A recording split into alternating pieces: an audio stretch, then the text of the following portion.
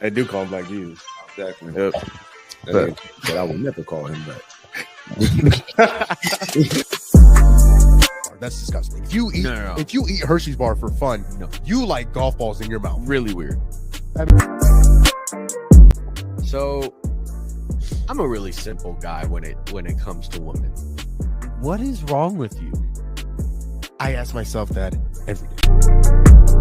I don't know what the hell happened from the series before to the series with the Celtics. It's my biggest conversation, and I hope we go viral with this one. Princess Nefertari.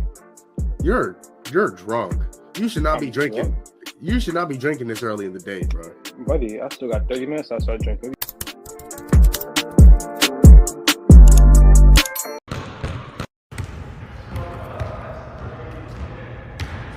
Should have started. Did you get that? Did you? Yeah. Should have started. Hey, I'm leaving that in the video, bro. I'm leaving that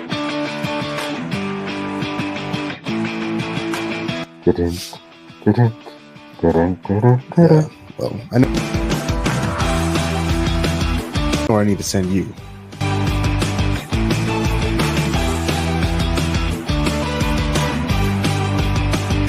Hey, where's my camera? Hey, Pete. Yep. Hey, Pete. As soon as we said that, he said, "Put me on game."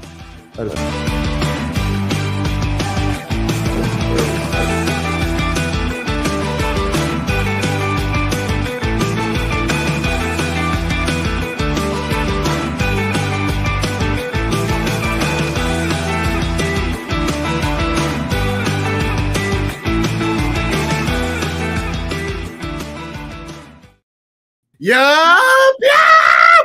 You know we had to get right with both the intros today because we got the whole squad in this month. Hey, Hey, We got the whole squad in here. we're not gonna sit here and act like you ain't travel on that 3-point shot though. The craziest thing is I was about to, as soon as he was done, I was gonna say I didn't see the travel because I was focused on the make after the pass. But Hey, bro took a here's- journey cross country. it's a lot in the NBA, man. See, here's the problem with you two. You look at the glass half empty. That was the ball. It went in. So who cares if it traveled or not? At least that's what Yeah, they do. I would have called. That's what they do for LeBron. I would have That's what called. they do for LeBron. If it went in, and so it doesn't matter if he traveled or not. That's all. That's all that matters. I would have called it. It went in. Give me in a ref Yeah, jersey. blink twice if you good. What? What's up with Kev? Kev's. Blink twice if you're not okay. Kevin, are you indeed getting kidnapped? Are you at Diddy's house right now? Blink twice if you're at Diddy's. He just pulls. Oh, the okay, chain welcome back down, to- He's like, Welcome back to the show. Welcome to Gumball Sports Machine, where we love, we laugh, we hug, we cry, we smile. And most importantly, we are positive and grateful for every day we get to do this. And boy, am I grateful to be here with you guys, with you dumb idiots today. How about we get started with an interesting turn of events that happened last night.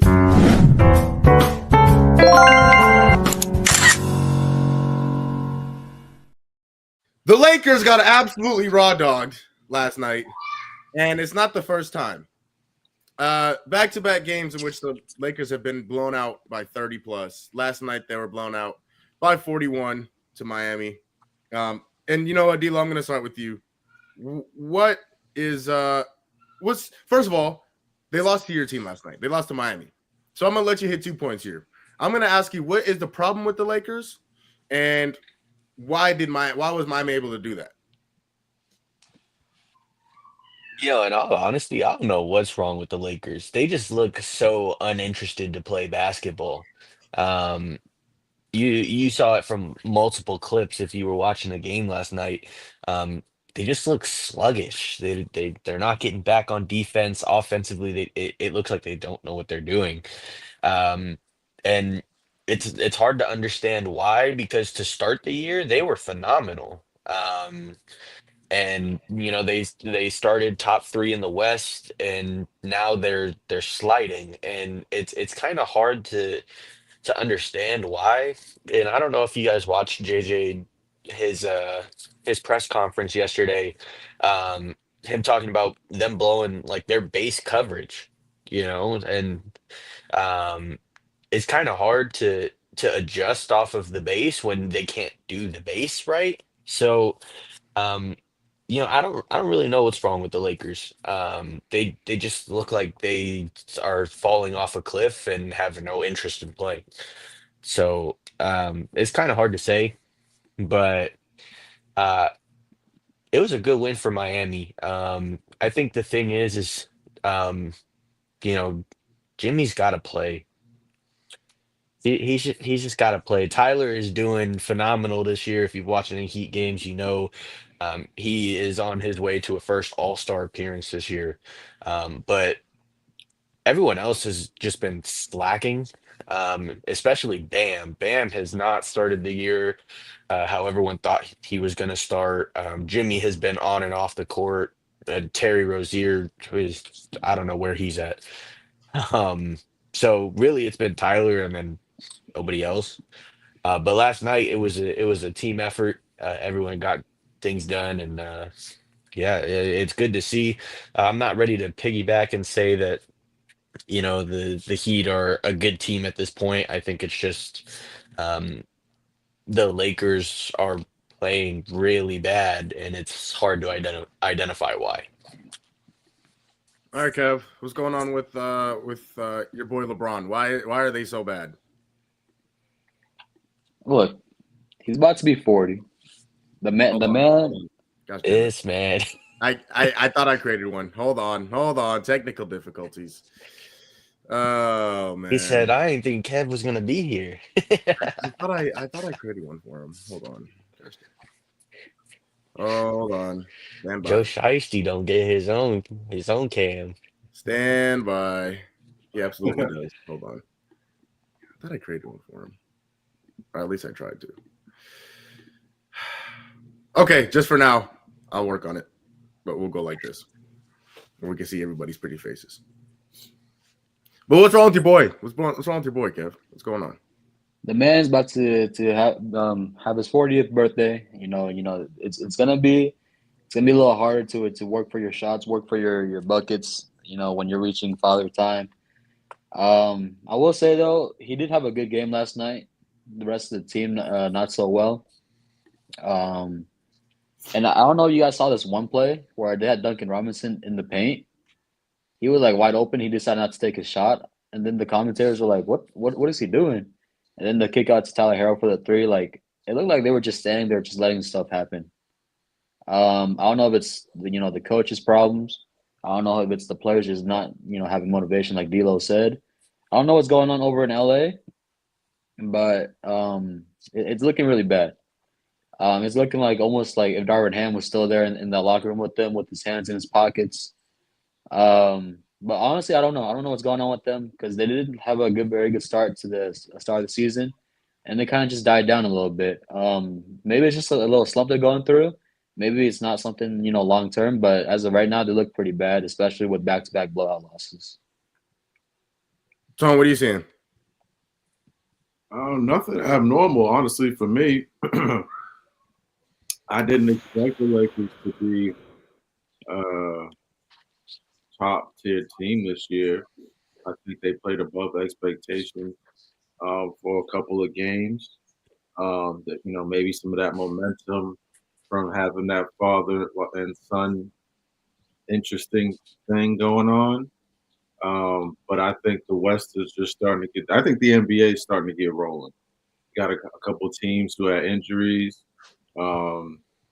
Couple players that had awkward summers, injuries, all type of things are going on, and I think the NBA is just starting to get rolling, and the Lakers are just feeling it.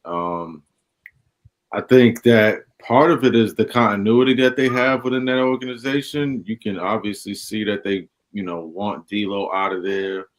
That you're unsure of who else is going to be in that trade.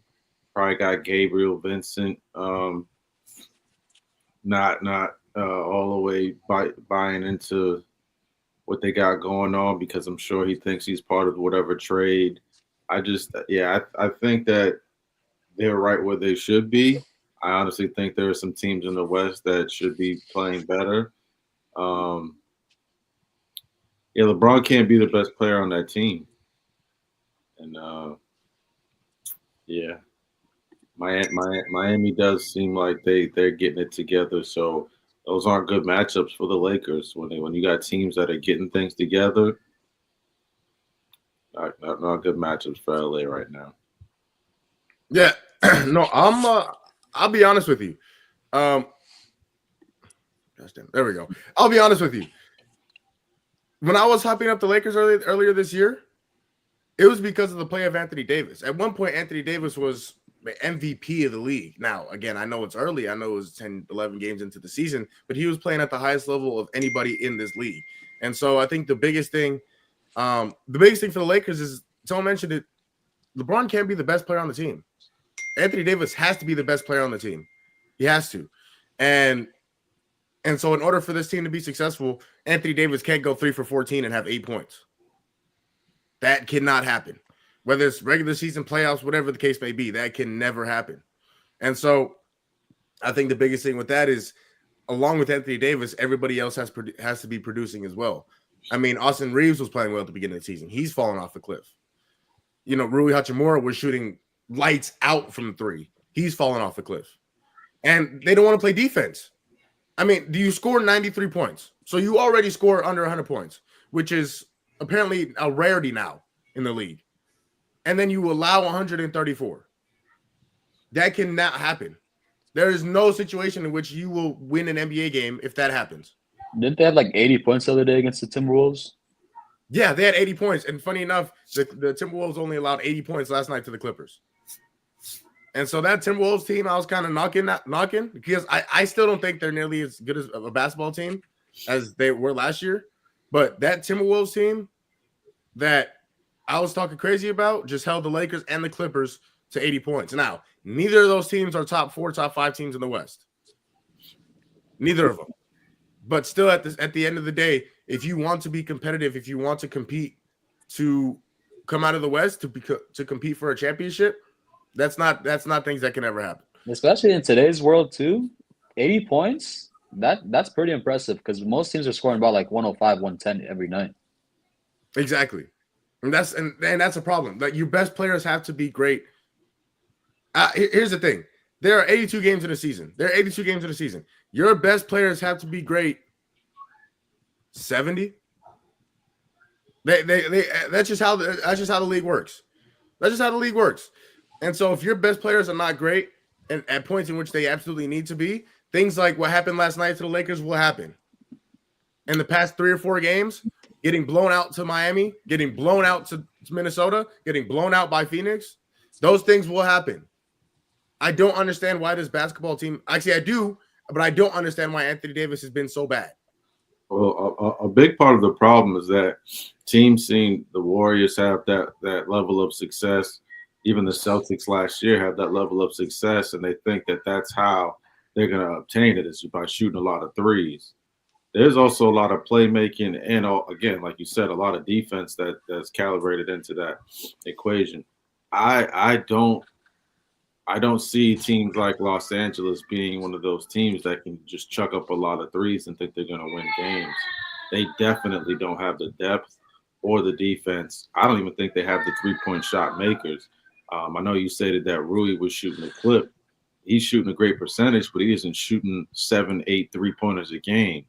You got Dalton who's shooting more threes, but he's not shooting at that level of a clip. They don't have the shooters. They haven't surrounded LeBron with the shooters, and Anthony Davis isn't even an 8-game 3-point shooter. He'll shoot maybe 5, but yeah, I don't know what the Lakers can do to turn this around besides a trade. I thought that they needed a trade over the summer. So anybody can really answer this. Who would be who's out there that the Lakers could go get that could really have an impact on this basketball team? I can only give you one person. I just don't know because of their lineup. I don't know if it really helps, and that's marketing. I think that Markkanen he's a big that can stretch the floor. He can also play make a little bit. He plays defense, and again, yeah, he shoots the ball pretty well. I just don't know who they could get rid of and still have. They need some type of facilitator when LeBron's not on the floor. Okay. Yeah, I think even that I think they just need I would say another 3-and-D guy, but I don't think that would help. Like someone mentioned, you need somebody who can facilitate the offense when LeBron is off the floor. That's the biggest thing.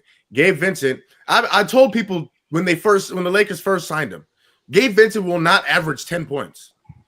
It's something about Miami culture that leads to success. And those people, like Caleb Martin, has not been the same player since he left Miami. Gabe Vincent has not been the same player since he left Miami. It is that heat culture that emphasizes those players' basketball games. That's the biggest thing. And so, go ahead. I was gonna say in places like Miami, you got Jimmy, who's not a score first player. He emphasizes in making sure other people get it going before he does. Right. LeBron, like he's capable of that, but now you got to think like this is entertainment still, and he's in his later years of his career. It's almost over. The basketball's got to go through LeBron, and that's why like you're gonna get the basketball, but when you get it, you gotta be shooting that thing efficiently. Yep. Whereas Jimmy's gonna allow you to miss 3 shots and still give you the basketball. LeBron is like, all right, I got to get this to AD. I got to get this to so-and-so to score, or else I'm dribbling the ball to this 20 seconds left, 4 seconds left on the clock, and then we're making it happen. Yeah, things like that cannot happen. I mean, and the guys that were supposed to produce this year, the ARs, the D'Angelo Russells, the Ruiz, they had to consistently produce. LeBron is 39, about to be 40 years old in 25 days. He's going to be 40 years old on December 30th. He can't do everything anymore. He just can't. He had a good game yesterday. He played well. The problem is nobody else did. Nobody else did. So, yeah, that's going to be interesting. Let's move on. There's a big football game tonight. The Green Bay Packers go into Detroit and try and take down those vaunted physical Detroit Lions. And D'Lo, I know you are an avid supporter of the Detroit Lions. Are they the best team in the NFC? And should they be favored to come out of the NFC? I mean, we're talking about the NFC. The Detroit Lions are the best team in football. Um, they have put it together, and especially on the defensive end of the ball, they've been great. I mean, we talked about it on a previous episode. We thought that the loss of Aiden Hutchinson would kind of crumble that defense, but they've only gotten better. It doesn't make any sense. You lose your star pass rusher, and they still find ways to get pressure. They are a great tackling football team. They make plays, they've got interceptions, they make deflection, like they do everything. Um, and offensively, they've kind of stumbled the last couple of weeks, especially the past two, um, versus Indianapolis and then against Chicago. They've only put up 23 points in both of those games, and so um, that is kind of worrisome, I guess. But I think at this point, with the defense playing as well as it has, the offense can afford to slump a little bit. Um, but yeah, I mean, I don't see why any team in the NFL should be favored over them. I guess you could technically make a case for the Eagles because they are playing phenomenal football as well. Maybe Buffalo, but I think it's still Detroit. And until someone beats that team, I don't think that anyone can say otherwise. All right, 1 second, Kevin. Let me fix this for you. Hold on. I got to make sure my boy Kevin's on here right. Where's he at? There he is.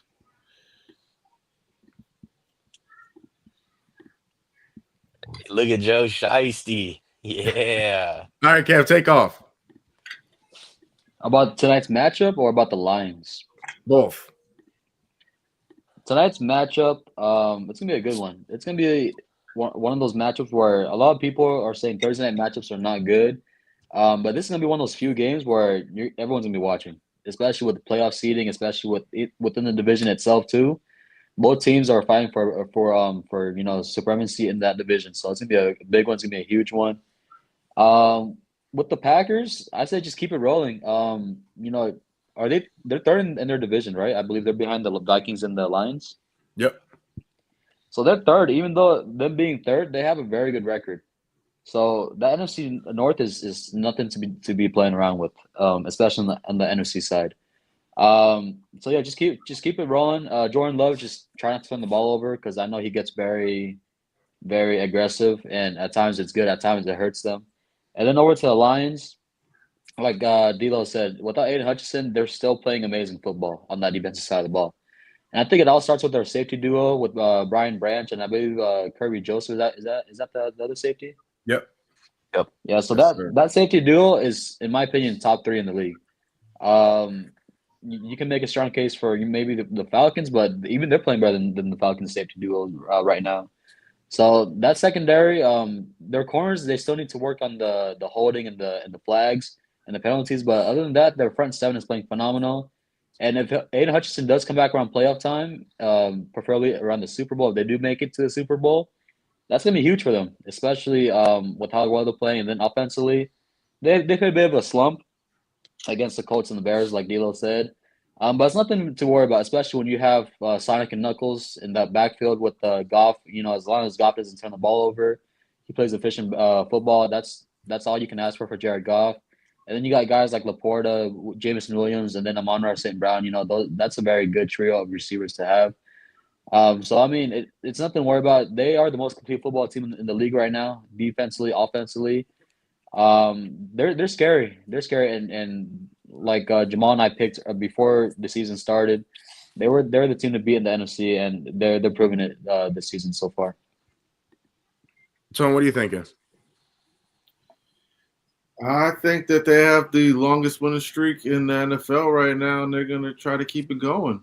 I think the defense is, I call them the baby Pats for a reason. And yeah, I think they're going to keep it up. I'm not that big of a Green Bay fan anyway, so, I'm going against them anyway. That's crazy. Here's the thing. Here's the thing with me. I have to find my screen. Here's the thing with me.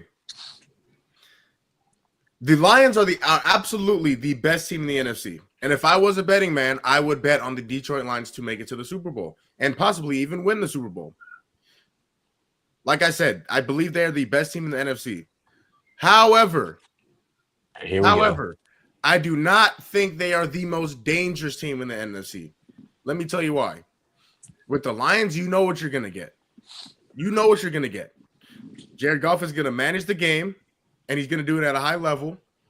The defense is going to fly around, but they're going to get some penalties, and they're going to run the ball with Sonic and Knuckles, a.k.a. David Montgomery and Jahmyr Gibbs.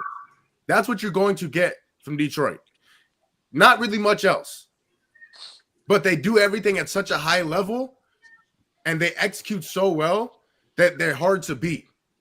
Here's the reason why I don't think they're the most dangerous team in the NFC is because they don't have the best quarterback in the NFC. I think the Green Bay, is a little bit more dangerous than Detroit is just because of the quarterback play. Jordan Love, in my opinion, is a top 10 quarterback in this league. And so if he's at his best, he can absolutely go into Detroit and beat the Lions. He can absolutely do that. The Eagles have a better quarterback than Jared Goff. The Eagles can not easily, but if Jalen Hurts plays a very, very good game, if he plays at a high level, they can go into Detroit and beat Detroit. In order for Detroit to beat these teams, Jared Goff is going to be have to be amazing. He's going to have to be great. He's just going to, and he's been great for most of this year, but he's going to have to play at an even higher level than he already has. And that's just what it is. So the reason why I'm saying, again, Detroit is the best football team in the NFL right now. They just are. They are the best football team in the NFL. They are not the most dangerous. They're absolutely not the most dangerous because you know what you're going to get. And I hate to say it, but they have a lot of injuries defensively. A lot. I mean, Alex Anzalone, their Mike linebacker. Aiden Hutchinson obviously broke his leg. They just lost Malcolm Rodriguez to a torn ACL, their other linebacker. They are very, very hurt. But again, they execute at such a high level, it's hard to beat them. And so, again, are they the best team in the NFL, let alone the NFC? They absolutely are. Are they the most dangerous team in the NFL, let alone in the NFC? No. That's my biggest thing. And I know D-Lo might not agree with that, but Yeah, I'm gonna just throw one thing out there that you're forgetting. Well, two things actually. One, the Lions get whatever they want offensively because they have the best offensive line in the NFL. And they can do whatever they want. If they want to run the ball, they make gaps that other teams cannot make. If they want to pass the ball, they will pass protect better than any team in the NFL. Number two, and I think this is the underrated part that most people are forgetting, Dan Campbell is the best play caller in the NFL right now. He pulls things from seemingly nowhere that no one would expect, and it gains them however much that they want to gain at any given time. And I think when you forget that Dan Campbell is that play caller, you forget how dangerous the Lions can be. Um, that Jared Goff doesn't have to be this be all end all quarterback because Dan Campbell has a way to scheme to get guys open with nobody around. It just doesn't make any sense, right? So I think when you put those two things together, the Detroit Lions are the most dangerous team in the NFL. And I think that you're forgetting that based off of just the fact that Jared Goff is at QB, but he doesn't have to play as a top 10 quarterback for them to be the most dangerous team in the NFL. And I wanted to point that out because that's crazy to me that you wouldn't consider them that.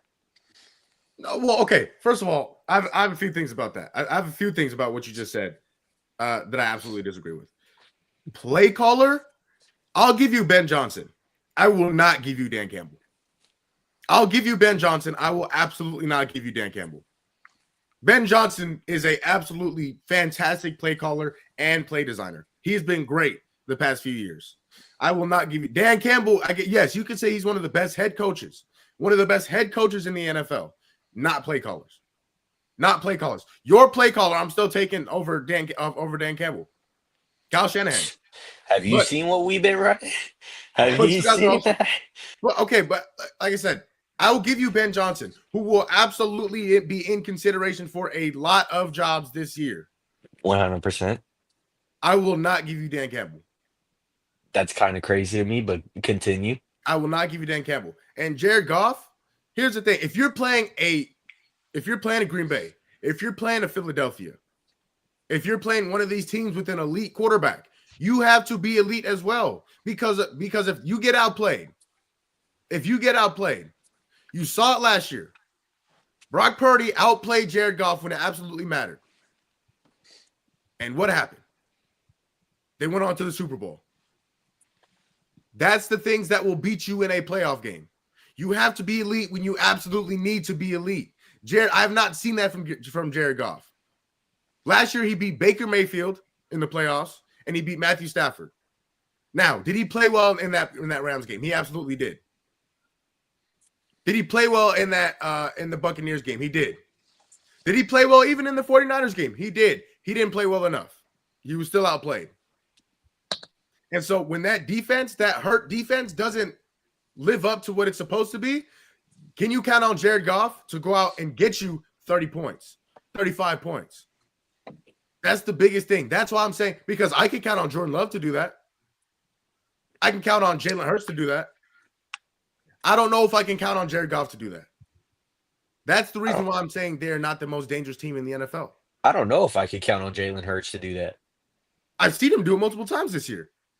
He's made plays when he had to. He did it against Green Bay in Week 1. He's done it. He did it. Regular season. That's exactly what you're talking about right now. Is that regular season does not equate to playoffs. Jalen Hurts has done it. What? Two times in the playoffs. Jalen Hurts did it against the 49ers. He Okay. did it against. He did it. Who else did he play that year on the one to the Super Bowl? He did it. He did it in the conference championship. So, what happened last year? He was terrible last year. Okay. We act like Jalen Hurts hasn't been to one singular Super Bowl where he did not win. That They reminds you of should somebody have else. won That that reminds you of game. somebody else that we're talking about. They should have won that game. Yes. So it's the same thing as Jared Goff. Jared Goff has been to one Super Bowl. They have not won that game. They have done nothing to prove. Who played better in their respective Super Bowls? Who scored more than 3 points in their respective Super Bowls? Hurts. Who played a better defense in that respective Super Bowl? Jared Goff. But 3 points? 3 points. That That's was what a you're gonna give me. defensive game. Did you not watch that game? 3 The points. Patriots scored what? 10 points? So that gives you the window to go score. There you go. Kevin remembers. He's a Patriots fan. 13. So your defense holds the other team to 13. You can't go get 14? Against a defense that was playing phenomenal as well? Yeah, the real Pats. You can't do it against the real That was Pats when you're the baby Pats. that was prime 20 what was that? 2018 Patriots? But if Jared Goff is that dude, the number 1 overall pick, We're not saying that he has to be that dude. You're not he saying that he absolutely has does. to be That's that the problem. dude. To win a playoff game, yes, you do. We haven't seen that from anyone in the recent years that isn't Brock Purdy Seen what? and Patrick Mahomes. That consistency to go out and win you playoff games. Have we not? Outside of Patrick Mahomes, maybe you could throw Brock Purdy in there. He hasn't won a Super Bowl. Who have you seen in the recent years who does that? Because we can't say Josh Allen, we can't say Lamar Jackson, we can't say Jalen Hurts, we can't say Jordan Love because it's been run by Patrick Mahomes. In 2022, Jalen Hurts put up 38, 31, and 35 in the playoffs. Okay. That's what you do. That's what you do as an elite quarterback. You put up 38, 31, and 35. Okay. That will win you a football game. Now, on the other side, he was playing the second greatest quarterback of all time, so that's a problem. But when you put up 38, 31, and 35, that is enough for you to go win a championship. Yeah. Can Jared Goff do that? That's what I'm saying. I haven't seen him do it. That's They the problem. 100% can. I haven't seen him do it. We thought that the Eagles were going to do it last year. I think most people forget that the Eagles started like 7-0, 8-0 last year? And then they flatlined. They sucked. And we saw it. Once it hit playoff time, they lost. There's no telling what teams will do come playoff time. So That's what I I'm can't, saying. But I legit cannot trust Jalen Hurts when they flatlined last year. okay, I can't trust Jalen Hurts to not flatline this year. but even if Jalen Hurts, right? You take out Jalen Hurts. Jordan Love. He took San Francisco to the absolute brink last year, and he has a better football team this year than he does last year. Yeah, and Jordan Love has stumbled this year. When he came back from injury, he sucked. And what has he done since then? What did he just do to Miami? Okay. A top 5 pass defense in the league. Yes, I understand. That's why I'm saying there are times when quarterbacks will flatline. It happens to every quarterback in the NFL come playoff time, except for Patrick Mahomes. Lamar Jackson, MVP last year. Come playoff time, what happened? But when has he ever performed in the playoffs? Thank you. He's never performed. But that's what I'm saying. I've seen Jalen Hurts perform in the playoffs. I've seen Jordan Love perform well in the playoffs. I've seen Jalen Hurts perform in the NFC. I've seen We've Jared seen Goff all perform in of the NFC. we've seen all of these quarterbacks that you're talking about perform NFC. Eh, When he hits Patrick Mahomes, what's going to happen? Jalen Hurts put up 35. And they lost. If that's what you're telling me, he was not good enough. That's what you told me about Jared Goff when they played the Niners last year. He was not good enough. Oh man. So I don't think it's a quarterback problem. I don't. Here's the thing. Will he be able to outplay the quarterback on the other sideline? Do you think Jalen Hurts will outperform any quarterback that comes out of the AFC? AFC. AFC. If the Steelers come out of the AFC, yeah. Okay, so this is a hypothetical situation where you have one team in the AFC that will have a lesser quarterback than Jalen Hurts. No, What about Jordan Love? that was just the best team in the AFC I can think of with the lesser quarterback. And the Steelers are the third best team in the AFC. Okay, what about Jordan Love? Yes. He can outperform. He can outperform. The I mean, Steelers. if we're going off yeah. of this season, why not throw in CJ Stroud? He's struggling a lot this season. Oh, he absolutely. No, we're not throwing him in there either. In terms of what? Going In into the terms Super of Bowl? Or in competing? terms of quarterbacks that can compete right now and outperform other quarterbacks, I'm not trusting CJ Stroud. No, I'm not. I'm not. I'm either. not. And that's crazy to think because Jamal had him as a top 5 quarterback entering the league this year. I absolutely did. Absolutely did. And So he had all this proves is that quarterbacks can flatline at any point in the season. I trust Detroit and everything around Jared Goff more than I trust everything around Jalen Hurts. And that's close. It is because you have Saquon, you have Smitty, you have AJ Brown. That defense is great. I trust Detroit more. What I about don't trust Nick Sirianni. That's a big thing. I don't trust him. okay, other than Nick Sirianni, what about Detroit? Other than, you know what? I'll give you that. Other than Nick Sirianni and the offensive line, what about Detroit is better than Philly? Receiving is better. False. Smitty and AJ Brown are better than Amon St. Brown and Jameson Williams. You're forgetting Sam Laporta. Dallas Goedert? It's not Sam Laporta. Altogether, I'm not saying Dallas Goedert is better than Sam Laporta. That trio is better than Philly's You could trio. also throw in Yes. the rushing game too. They have more depth, overall depth in Detroit than the Eagles would do. If Saquon has a bad game, they have no run game. I don't think people realize Jahmyr Gibbs has been the 3rd best running back in the league this year. He is 4th in yards while splitting with Montgomery. If he was by himself in that backfield, I think that he would be up there competing. So you have him 3. Yeah, he's better than Josh Jacobs this year. Oh my God. I don't think you realize he is splitting touches with David Montgomery, and they have the same amount of yardage. And he's starting rushing yards, isn't he?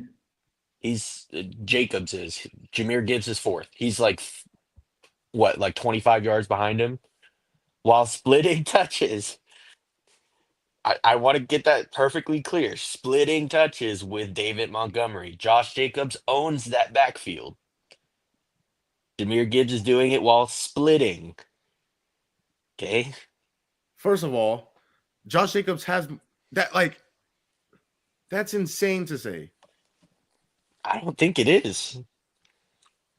The top I don't 3, think it is. The top 3 running backs in the league are solidified. I don't think it is. That's For this year specifically, Yes. no, I it's can even not. I can honestly argue if Joe Mixon didn't miss those games that he missed, he'd be up there also. I agree, but he missed his games. How about Bijan Robinson? Should he be up in the conversations or no? He can absolutely be He now. could be in the He conversation. absolutely could be in the conversation. I don't think he's better than Jahmyr Gibbs though. I think if you're looking at top three in terms of strictly performance, you have to throw Saquon, Henry, and Jameer Gibbs. You have to. I'm just taking Josh Jacobs over Jahmyr I'm, Gibbs I'm not. because you got to realize they're game planning for two running backs. The defense is game planning for two running backs every game. So there's a game plan for Montgomery and there's a game plan for Jahmyr Gibbs. They are Yes, solely focused on Josh Jacobs. They're solely focused on Josh Jacobs. you're right. And And so then when they it have comes nobody to else that, to plan around. The Josh personnel that they Jacobs, have. Josh, Hold on. The personnel that the defense brings into the game is for Josh Jacobs. Now, if yep, you bring in a personnel for David Montgomery, you might see Jahmyr Gibbs. If you bring in a personnel for Jahmyr Gibbs, you might see David Montgomery. That's the thing. Those teams are specifically planning around Josh Jacobs. and again, Josh Jacobs is getting 20 carries a game to Jameer Gibbs is 10 because they are splitting. I don't think that's the part that you're understanding. Jameer Gibbs is getting anywhere from like 10 to 12 carries a game. 15 on a game where Montgomery was out.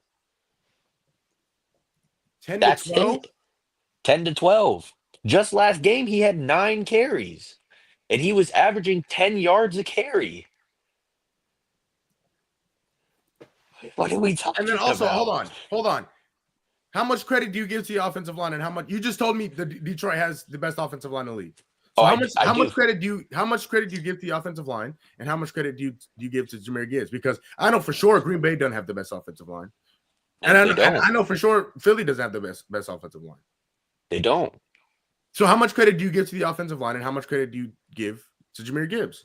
You got a 50-50. Like I feel like it's equal. Is it okay? So is it 50-50 in Green Bay? Nah, it's That's not. what I'm saying. So when it's 50-50, there is a clear advantage. There is a clear advantage. You're still missing this. They're splitting touches. Montgomery gets more touches than Jameer Gibbs does. Does the Also, offensive line change when Jahmyr Gibbs carries the ball and when David Montgomery carries the ball? Do they Yes, substitute? they run different run schemes. No, Are not schemes. Offensive Yes, line they personnel. do. Not offensive line personnel, but they run different I'm schemes. talking about personnel. Do different offensive linemen come in the game for when Gibbs carries the ball? No, That's what I'm saying. no, That's what I'm saying. You just told me Jahmyr Gibbs gets 50% and the offensive line gets 50% of the credit. Did you not they just say do. that? They do. Dude, does Josh Jacobs get 50% and Green Bay's offensive line get 50%? It's more like 60-40. What about Philly? Same, probably 60-40. I think Philly's offensive line is actually super I underrated. was about to say but that too because their O line could be a conversation for top 3, top 5 in the league too. they're super underrated. But we're putting Detroit at number 1, right? We are. I am. So that's what I'm saying. When you're giving half the credit to the offensive line and the Mhm. other half to the running back, Mm-hmm. and Josh Jacobs has more rushing yards, and you're also giving more credit to him than the offensive line because Detroit's offensive line is better than his. Mhm. And you're still taking Jahmyr Gibbs over Josh Jacobs. I'm You're taking saying Jahmyr Gibbs is better than Josh Jacobs. this year specifically. Yes. Am I saying that Josh Jacobs is not a better running back? No. I think Josh Jacobs is a better running back overall right now. But this year specifically, Jameer Gibbs has been better. Yeah, I don't know about that one. But we can move on because Tone is very bored over here. Look at him in the bottom left corner. He wants to get into some Celtics basketball. I think he muted, Tom. So I think he muted. He definitely muted. Yeah, Hendrix came in here yelling, so I definitely muted myself. But I was wondering, I was like, that's a great analysis. And if you were to say like Donovan Mitchell and Devin Booker. Who's the better player? Book is the better player, but Mitchell has been better this year specifically. Exactly. And so that's why I'm like, I completely understand what D'Lo's saying in that instance. I'm not saying Jameer Gibbs is a better running back. I'm just saying he's been better this year. But even that's hard. That's hard to that's really hard to even say because Josh Jacobs has more rushing yards. He By how has. much? Let me see. I got to go back to this. How many carries? And on how many carries? Josh Because I know Jacobs. for sure Josh Jacobs has more carries than Jameer Gibbs. He does. He does. And By a significant margin too, if I'm not mistaken. yeah, he does. So give Jameer Gibbs however many carries, and he will far surpass Josh Jacobs this year. Far surpass is insane because you also have to realize if they're splitting the carries, that means that Jameer Gibbs is getting getting rest because is that not what it means? And Josh Jacobs is on the field every possession. Yeah, I'm Every pretty possession. sure Green Bay uses him as a 3-down back. I'm pretty That's sure. what I'm saying. Jameer Gibbs is not on the field every possession. Okay. Josh Jacobs is on the field every possession. Okay. Again, I don't know.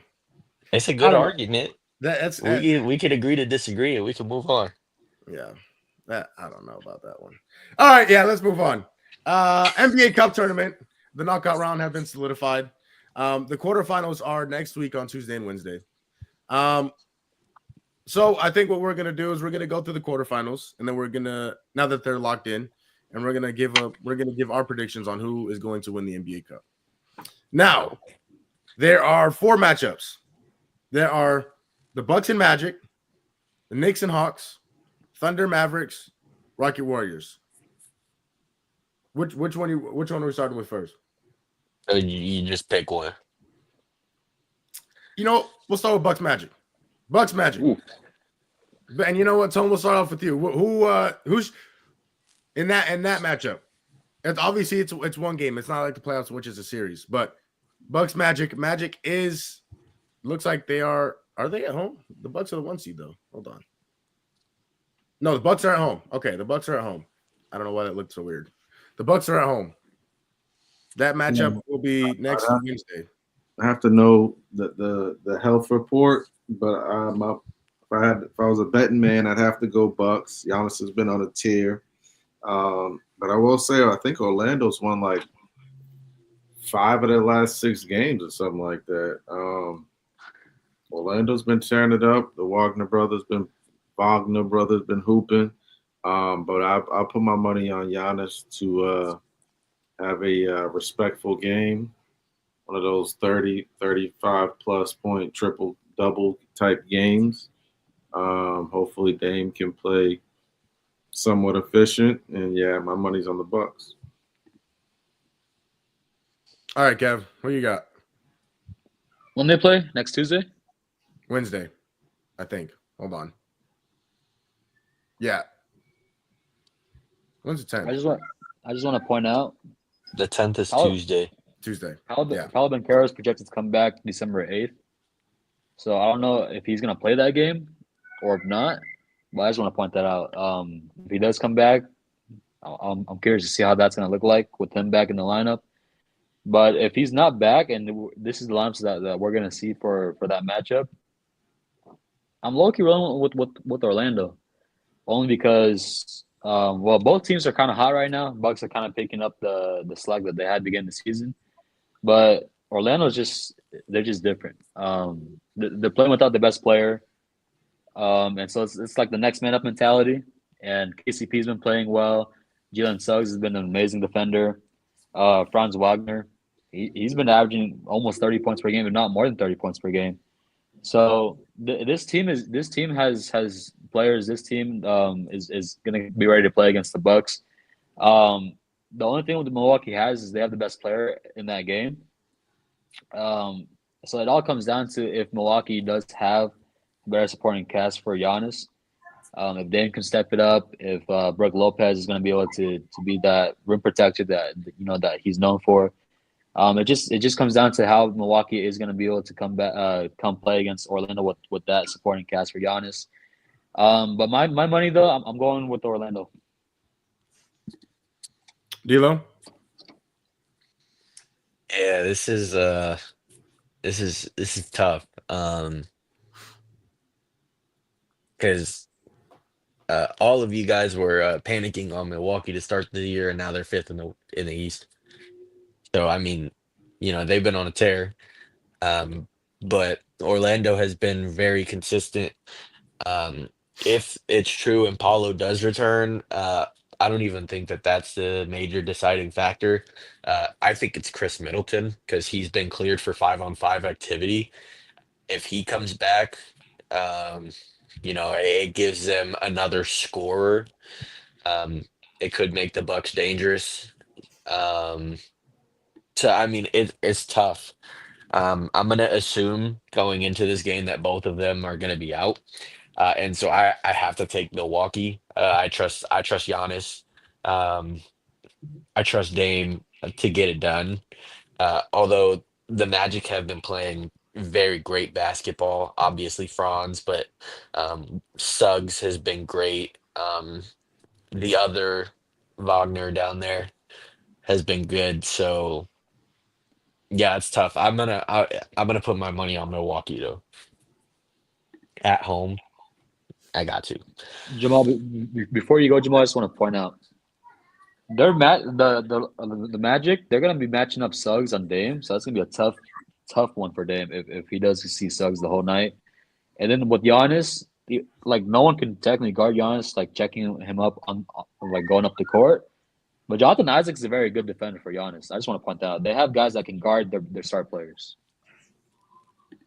Yeah, I think that's a good point. Jonathan Isaac is a phenomenal defender, and I think if he stays healthy, I mean, he can absolutely be in that race for defensive player of the year. But I think that's a huge if. That is a huge. He hasn't been able to stay healthy his entire career. But yeah, I'm going to take Milwaukee. I'm going to take Milwaukee, and I mean the way that they're playing right now, they have, in my opinion, the second best player in the world playing basketball right now. With Giannis, and so he's been fantastic. He's been great, especially over the last 6-7 games. He's been fantastic. He's averaging over 30 points. He's 11, 12 rebounds a game. He's been great. But here's the thing with the Magic are a very good basketball team. They're a very good basketball team. Whether or not Paulo plays honestly doesn't matter to me, just because with him coming back. Obviously, he's been out for a while, but with him coming back, I think it'd be hard for them to mesh and get right immediately, because I'm sure Paulo's in shape, but he's not in game shape. It's been a while since he played an NBA game. And so I think it's going to take a few games in order for him to actually get acclimated again and get his stamina back right, get his shot back right. And so that's really the biggest reason why I'm taking the Magic, or taking the Bucks. But I think if this game was a week ago, my answer might be different. It might absolutely be different. So if I was a betting man, I'll take the Bucks. I just want to clarify before we move on that nobody was what'd you call it? Hating on the Bucks, Heck panicking yeah. on the Bucks. Y'all were panicking. No, I'm definitely not panicking because I'm not a Bucks fan. I'm just going to drag them in the mud anytime that I can. So when people speak of the Bucks as if they're competition for the guys, and then they're starting the season as so, yeah, I'm gonna make a statement. Okay. Hey, see, I'm not a Bucks fan either. In fact, I kind of hate the Bucks. But I will absolutely disagree with that statement, because the Bucks have, again, this right now at this very moment, the second best player in the world, and with Dame playing the way that he has been, with the exception of a few games, they absolutely can give the Celtics a run for their money in the playoffs. I still don't think they're good enough for a playoff run. They don't have enough defenders. Excuse me? They don't have enough defenders. I don't think Giannis is capable of winning 16 games in the playoffs. He's Just done it by before. himself. So what? He's done it before. No, he did not do it by himself. Chris Middleton had some fabulous games. Drew Holiday had some he absolutely fabulous did. games. But if you think he's going to do it by himself, you're crazy. He's Damian Lillard is one of the been best. doing this thus far by himself. Dame has had three, maybe 4 great games this entire season. Chris Middleton's still not playing. Tone, my friend, you are out of your mind. Damian Lillard has been playing very good basketball. For all 16 games? Not all 16 games. He's played. I know, but I know somebody else who hasn't played all 16 games. 4 or 5. Huh? 4 games is what I just gave him. 4 games that Damian Lillard has played well. Great games, yes. If you score 25 and you shoot 6 for 19, that's not a great game to me. So what about 8 for 14 and 5 for 9 from 3? That's a decent game. Okay, That's a decent game. Okay. Since we're using that, I'm just trying to make sure, because again, I'm not a Bucks fan. Again, like I said, I actually hate the Bucks, but for 2 reasons. 1, because they broke my heart in 2021, and 2, because they're Jesse's team. So I can't stand know who they played. I need to know who they played. If Giannis played, I mean, I don't know if we have much time to go through this, but there are things in that equation that make games bigger than what they are. And if they're playing like the Washington Wizards and he did that, and Portis went for 25, then I'm like, well, Dame didn't have to do much. The others played well, and he just he probably closed the game. Okay, so what about 9 for 17 and 5 for 11 from 3? Yeah, that's another decent game. Okay, so those are his last 2 games, back to back. I just said the past 4 or 5 games. Why are you? Hold on, no. You said 4 games total out of the 16 he's played well. Yeah, and it's been of the recent games, because his starting games with them were very mediocre. Yo, Damian Lillard, he's like, yeah. Don't get me wrong, he's had some stinkers. He absolutely has had some stinkers, but he's had more good games than he has bad. I wouldn't say that, and I also think that come playoff time, he's good. Like to the game that they play against Orlando, like he said, Jalen Suggs, they're going to be meeting Suggs, Drew Holiday, Derek White for 7 games if possible.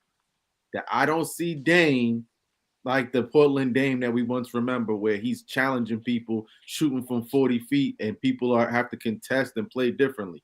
Dame not that same player. He don't got the same speed. It's apparent, unless he's about to hit a switch, which I guess is possible. What?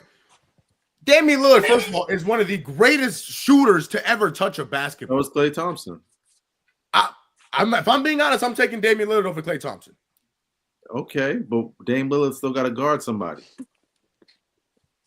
Now, Giannis ain't won a championship with an offensive guard.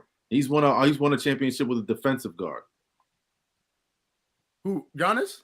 Yes. Because this is the first time he's played with an offensive guard. Understandably, because that defensive guard no longer wanted to be there because of what the situation was in Milwaukee. Okay, so how about 41 points on 13 and 24 shooting and 10 and 15 from 3? That's good. He did that against the best team in the league currently in Cleveland. Did they win? They lost. Okay, then.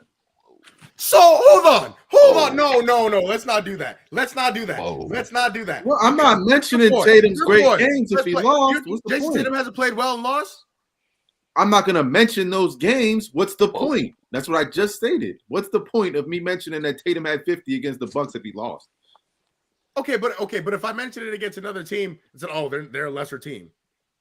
Those are factors. You mention it all the time in football. If a team beats a lesser team, you're like, well, I don't care. I'm not counting that game because they're playing the scrubs, like a scrimmage. Bro, am I not speaking truth to this, Kevin? That's why you're over there laughing. Because he knows that's what he says. I literally texted him last night. Are you watching the Celtics Wizards game? And he's laughing at me. Because Celtics Pistons game. And he's like, they're beating the Pistons. I'm like, hey, game. No. I didn't say that. The Pistons. No, I didn't say no. I said they're killing. I said they're killing the Pistons. I didn't say that because they were just the Pistons. The Pistons are a good basketball team. The Pistons are a good basketball So team. what were you saying that about? Because I was laughing because of how badly they were beating the Pistons. Okay, all right, I wasn't saying that because the Pistons are a bad basketball team. okay. And what about again? 37 on 10 for 17 and 8 for 13 from 3. That's against Miami. You said what? We don't have to. We don't have to bring that up. 37. No, we don't gotta do 37 that. points on 10 of 17 on I think 8 that of was his 13 best from 3. game. This Huh? is Well, last D'Lo four D'Lo games just you're kind of hold talking about, right? straight.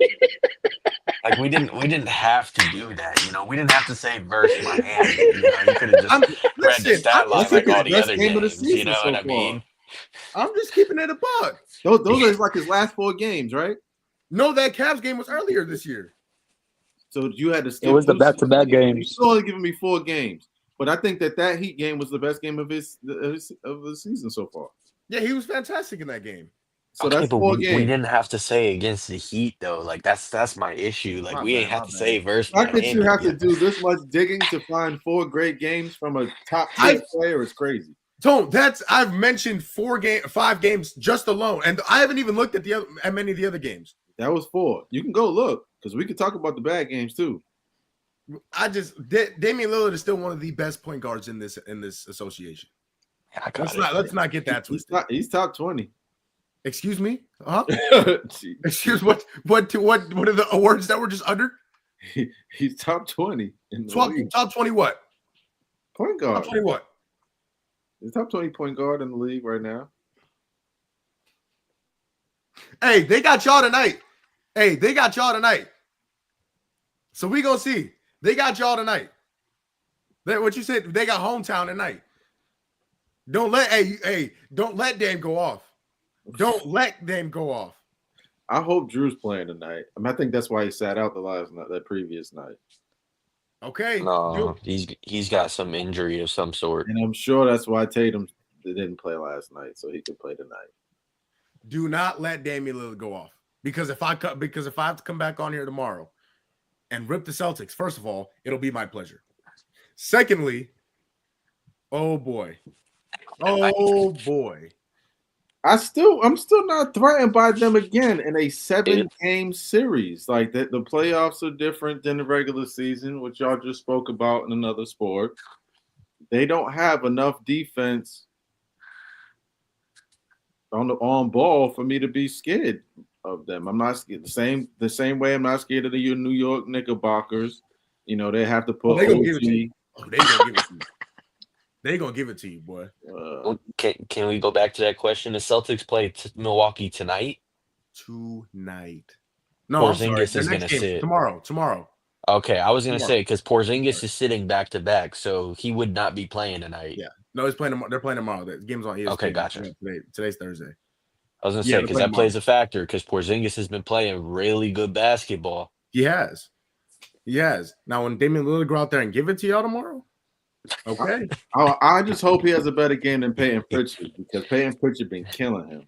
All right, we don't gotta mention Peyton Pritchard either. We don't like that guy. Hell no, we don't like that guy. You seen his head looks like a box. You ever seen Handsome Squidward? That's what Peyton Pritchard looks like. Peyton Pritchard looks like a hired gun. We can move on. What do you mean by that? We can move on. Looks like an assassin. All right, Thunder Mavericks. In terms of the NBA Cup, who wants to go first? Is Clay back? Yes. Well, I know Luka's back. Is Clay back from his injury? Clay is back. I might have to take the Mavs. I'm not gonna lie. If I was a betting man, no Chet. Mavs on the road in OKC. Yeah, I mean, as good as the Thunder have been, I don't know. I kind of like this matchup. You know, run it back from last year.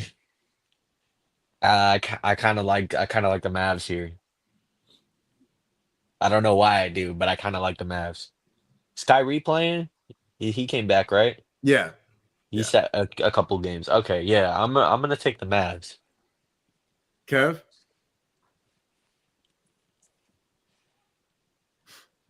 I'm gonna disagree with you, D-Lo. I'm gonna take the Thunder. That's fine. I mean, it's close. Before I continue though, is Dort and Caruso healthy? Caruso's Uh, healthy. I ooh, are don't. you sure? He just played the other night. He got that hip problem though, no? Is he out? I'm pretty sure he injured his hip. I could be wrong, and it was just that one game. No, he was removed from the injury report last night. Okay. So he was, but he's playing. Okay. Yeah. I mean, Yes. see, they do have guys that can guard the guards. I'm not saying they're gonna hold them, but Dort guarding Luca and Caruso guarding Kyrie, that's a good matchup for OKC.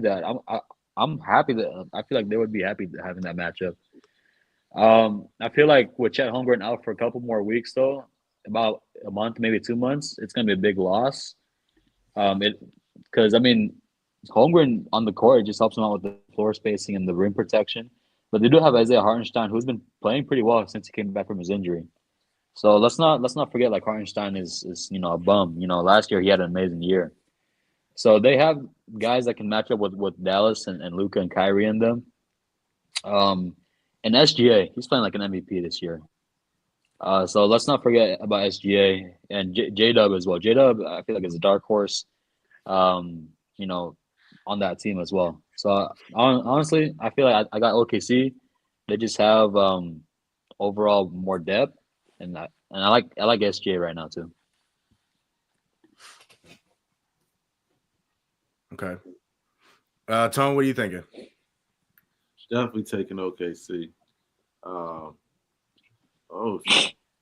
got to style it up. See, we could leave and come back. Bro got joint to the front. Yep. I got the Powerpuff homies. You know what I'm saying?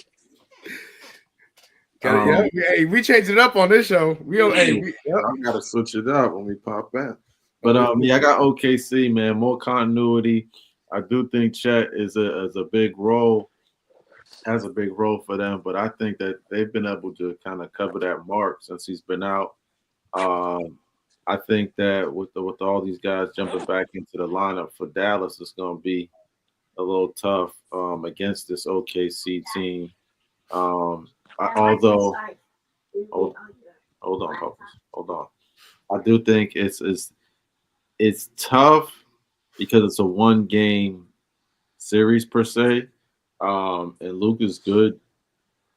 Luke is good for one of those. He can go for 40, 50, whatever the case may be, in order to win a game. But I'm gonna go with team basketball, and I'm gonna put my money on OKC for this one. No, I got Luka Magic. I got Luka Magic.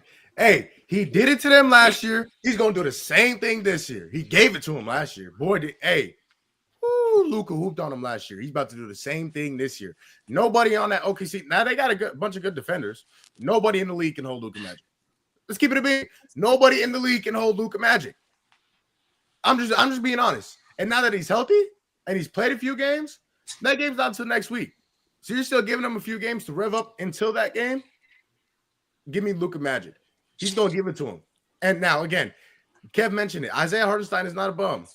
Isaiah Hartenstein is a good player. So that helps him bring some size onto that team because when both Chet and Isaiah were hurt, the biggest player on the floor was SGA. That can't happen. Now they got Isaiah Hartenstein back. But Dallas, man, they got PJ Washington back. They got Luka. They got Clay back. They got Kyrie playing at an all-star level. Give me Luka Magic in the Mavericks on the road at OKC. He's going to give it now. SGA is that dude. SGA is a problem, a massive problem. But I'll give you somebody who's an even bigger problem. And 77 that plays for Dallas in that blue. So give me Luka Magic, man. That's who I'm taking. And give me 40, 12, and 10. Let's hope it doesn't come down to him making a defensive stop. Well, they're gonna be tired. They're gonna be tired from guarding him. They're gonna be tired from guarding him. So even if he has to make a stop, I don't think Lou Dort's gonna have to make the big play.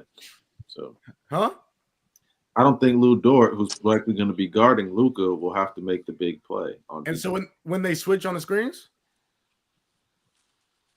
we'll see. SGA gonna do it. They play very similar, so they're gonna do the same thing. They'll be picking until they got, the week one that they claim against them. Because I don't think Dallas is someone that can guard SGA, in my opinion. No, they don't. But I think in the big moments, you need Luka Magic. Luka Magic makes plays. Luka Magic. Hopefully the game comes down. Hopefully it's a close one and it ain't one of those lopsided victories for either team. But it should be fun. It should be. No, it should be. And OKC kind of gets a chance at redemption from last year.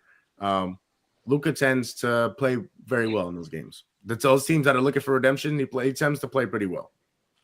Yeah, I think a big thing is that J-Dub is playing a lot better than he did last year. J-Dub is potential all-star this year with how he's playing right now. If he continues to play well like he has, I think it's tough. I just want to say as well, statistically wise, Luka's stats from last year to this year also dropped a bit as well. I just want to point that out before we continue. Oh, he has not played as nearly as well as he has played last year, but I'm not concerned because I know what he can do and I know what he's capable of. You saw that 7-game Suns series, and his fear is in this man's heart. Oh, hold on. It took me a while. So there you go, Kevin. It wasn't that. He brags about the 5-game Celtics series, and I'm like, how you brag about somebody when they lose is crazy. See, here's the thing. Luka beat me. He beat us pretty good a few years ago, right? But here's the thing I like about Luka is he plays with the attitude and passion you should be playing with as an NBA player, and he's also just a bucket. He don't play no defense. I don't want that. I don't care about that attitude or that emotion. What? Okay, again, if he don't play no defense, right? He don't play no defense. Who averaged most steals last year in the finals? I don't care. No.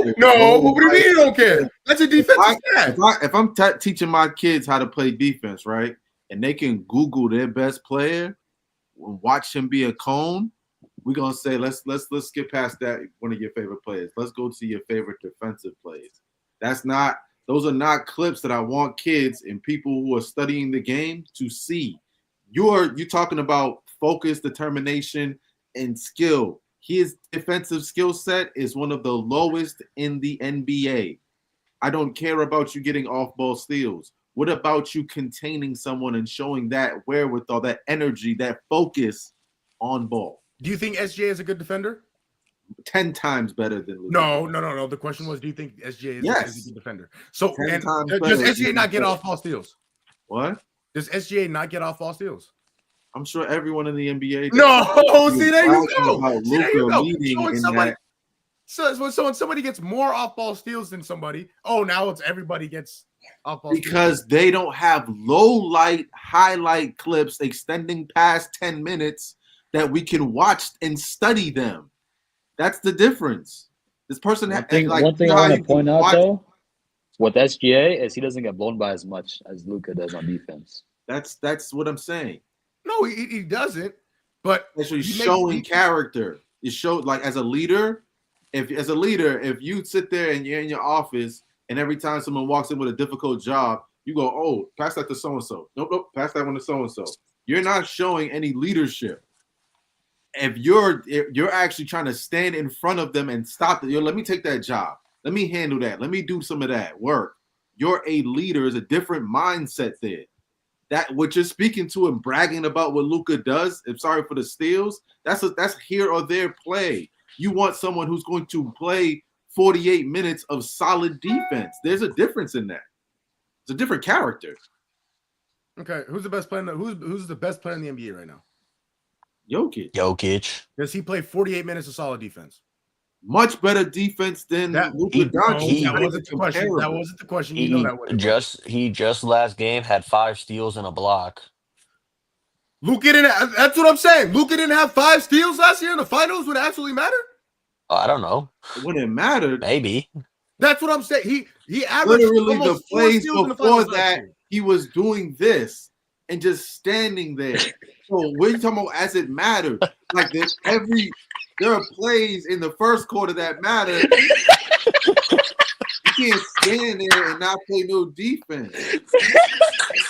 and then say when it matters, the game's they're over. They lost 4 of the games by 20 points. That's damn deal. That's That's I gotta fit my arms on the screen. yo. I was like, you're using some foul language. Yo. No, bro. I said. That's how Luka was playing defense. Bro,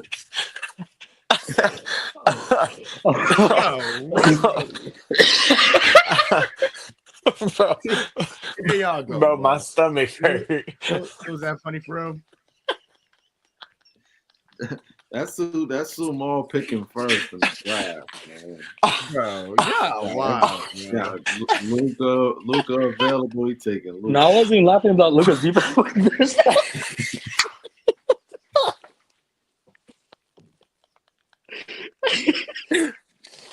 It's like no one juice can be like, hey. Oh, That's how it is when somebody asks Luka a question. Defense? What the defense? That's what happened. oh, that was so funny. We can move on. He's still mad if they didn't draft him out here in Phoenix, man. Oh, we can move on for sure. Oh, what's the next game, Mom? Y'all zip. Don't forget to zip his pants up after we're done. That's crazy. I think that would just be the polite thing to do. Will do. That's insane. Okay. All right. What was the other matchup? Rockets Warriors. Give me the Rockets. Yeah. Give me the Rockets. The Warriors have absolutely fallen off a cliff. The Warriors are resting Steph and Draymond until next week, I'm pretty sure. But I still don't think that they have. I don't know. They're just not looking like. They got no one to hold Şengün. I'm sorry. I don't think Yeah, they have anybody to guard Şengün is him. playing good ball. Fred is playing good ball. Jalen Green is playing good ball. They got too much pieces over there. They got depth too. They got a lot of depth over there too. They got a lot of They do. depth. They had a lot of depth, and like I said, the Warriors are just falling off a cliff over the past. They need to get the other Thompson brother over there. They get the other Thompson brother over there. Sar's nice. Sorry, nice. That's what I'm saying. They get both of them over there. Yeah, they're nice. The thing is, with that though, is they don't have enough space for Asar to get any playing time though. They got too many players over there. Yeah, they probably have to get somebody up, but they are super guard heavy. Super guard heavy. If this isn't unanimous, I'm gonna have a problem. I'm gonna have a problem. Knicks Hawks. Oh, yeah. Where are we playing? New York. And give me Atlanta. I'm about to say, you know, like give me Atlanta. That boy Trey Young up in New York. New York. Yeah, Trey Young owns Madison Square Garden. I can't wait till JB give him 50. I can't wait till JB give him 50. You want to talk about a code? You want to talk about a code? Trey Young is a code. What is this? Trey Young does that. No, he don't do that. It don't hit the same. Yeah, it don't. Trey Young does that. Why you can't keep trying to support Luka when there's actual video footage of this man doing that. You can't Google Trey Young not being a cone and people only found a low light clip of that because of where he was. He was in the conference finals. Trey Young hasn't been there since 2021, and when he was there, he was terrible. Hey. On a serious note, I'm taking the Knicks. But listen, Atlanta's the only team that's beat Cleveland twice. And Boston too. And Boston. They beat Boston. And they beat Milwaukee last night too. They beat Milwaukee last night as well. Also are the only team to lose to Washington twice. Thank you. They are very hit or miss, but Washington almost got us. Washington has 2 It's like wins, Tony, and didn't win a single game in November. Yes, I said they almost got us. I didn't say they got us. I said they almost got us. it's like I like Trey Young. I like Jalen Johnson is playing good ball. Dyson Daniels, what about him? Dyson Daniels is phenomenal. He was what Eastern Defensive Well, Player of so the he Month might be one of the for best, November. one of the top 3 defenders in the league. Yeah. So Tone. Hey, listen. Dyson Daniels is a very good defender in real life. What do you think about in 2K, Tone? Just curious. He plays good defense in 2K too. I couldn't tell. Do you want to tell the people what happened? Because you want to make all these damn jokes. What's so funny? He already won a championship. We won that 1-4-1, and he's up 2-0 right now. He has. How many times total have we played? Well, I just counted 7. Then we played 8 games because we played 1 game before that. See, you had to think about that. How many times have you beat me? 1 time. I didn't have to think about that at all. How many times you beat me in real life? We'll play. We haven't played. We played horse. I'm not worried about horse. It's a game. It's a game where it includes your actual abilities versus the game and your remote skills. I'm actually nice and real. Play. Hey, and we could do the one-on-one thing. We'll play. Huh? I said, and we can play one-on-one whenever you're ready. You don't want it. You don't want that. You don't want that. We could set it up to where it's what is it on the court type stuff to where you could get 4 other people and whoever wins stays on the floor and just keep rotating.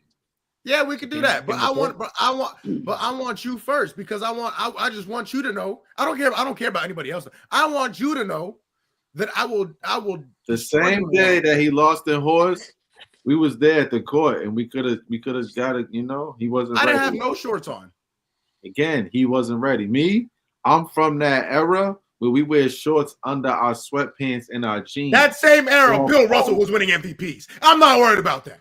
Nah, Michael Jordan, Allen Iverson, Kobe Bryant, Steve Nash even got some flaky ones in there. hey, I still do that. Exactly. Those is what real hoopers do, though, D-Law. That's what real hoopers do. That's what thugs do. You need to be in there with Dirk and them. That's what you. Yo, West Side. See, Crazy. There you go. Hey, Did y'all watch the game? The video of him and homie. Oh, Jesse. Sad to see, man. What you mean? I was watching the video for 4 minutes and 22 seconds before somebody made a basket. What? Damn. I bet. I said, and they too full and challenge me. This is crazy. Oh, anyways, what's today? Jesse might be off work. I might need to make a call because you're talking crazy. Yeah, dude. Whatever you're talking crazy. Y'all make sure y'all practice before, you know what I'm saying? Practice. You talking about practice? Make sure you bring icy hot. That's what you need to do. Not for y'all. I need it. Not for that challenge. Oh, okay. First of all, you already mentioned it as a challenge. You're not a challenge to me. You're in practice to me. That's what I'm saying. That's not a challenge. You just called me a challenge. No, without even thinking about it. No. I said not for that challenge because I just mean it's not a challenge.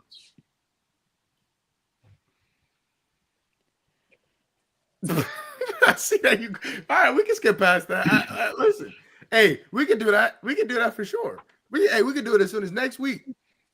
Why we gotta wait? Because I got new mics coming in. They come in on Saturday, so I want to use them. It's always a reason we gotta postpone, people. I will drive to your house right now. Go do it. I will end this show. I got the mini hoops in the crib too, man. It goes down wherever, man. However. Mini hoop. Man, talking mini hoop. I don't want no smoke. Hey, when you got the clip, I'm like lethal shooter. You got the clip wherever. Hell no. I bust my lip on mini hoop ball. Oh, not again. All right, we're not again. Over We gotta get back. Okay, so that ends the first round picks. Second round picks in the East, the semifinals would be the Bucks and the Knicks. What? How you just skip it? How you just making up your own semifinals? We just picked. Oh, you're right. I picked Atlanta. So there you go. There you go. Wow. How? I think it's closer than you think it's gonna be. I can't Hey, wait. I will say though, Brunson's gonna be seeing lots of Dyson Daniels that game though. Yeah, it's gonna be different. And who guarding Cat? I will say I think Cat has the advantage there, but I still think Clint Capella. I would say Clint Clint Capella Capella ain't been good since Houston. He ain't been nothing since Houston.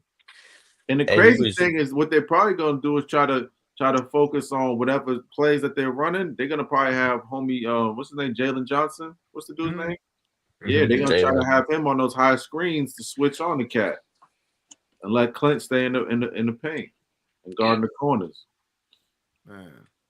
It's gonna be All I'm gonna say interesting. is Trey has a feeling in New York, and it can get spooky sometimes. Okay. Now when JB go in there and bust his ass, I don't want to hear Hey, nothing. I'm He's pretty sure they supposed to. played in Atlanta this year, and Atlanta won. No, That may that's have where been that the clip case. came from. With Atlanta, Trey Young, he's like, man, y'all Atlanta Knicks been fans, beating. and they was booing him, and he said, boo, take y'all ass home. That's from this year, right?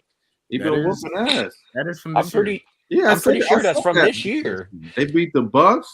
They beat us. They beat the Knicks, and they beat Cleveland. They beat all the top tier teams. It's Trey like the Young wasn't Hawks even no are good at that damn game.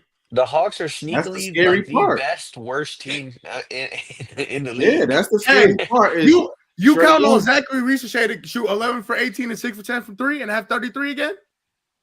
You count on him? DeAndre Hunter's back now, though. Yeah. That's the thing about Atlanta is it could any given night it could be one of those other dudes. It could. Hey, if Trey you tell me Zach Ricochet going for 33 again, I'll give Trey you that. Young's had less good games than Dame Lillard has. Just don't let Trey get double-digit assists though. That's all I'm gonna say. Yeah, he definitely had a 20. What is it, 20 and 20 the other night? Yeah. Mhm. He had Oh, 20 yeah. and 22. See, the Hawks, man. Like I said, they are the best worst team in the league. I'm gonna say Trey Young is so overrated. And I think they love big games. You know what they mentally think is a big game, they show up. Why are we saying Trey Young overrated?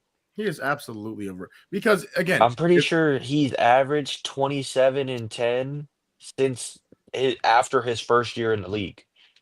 okay, what was Tone just telling me about defense? Oh, I understand Trey that. Young is a cone.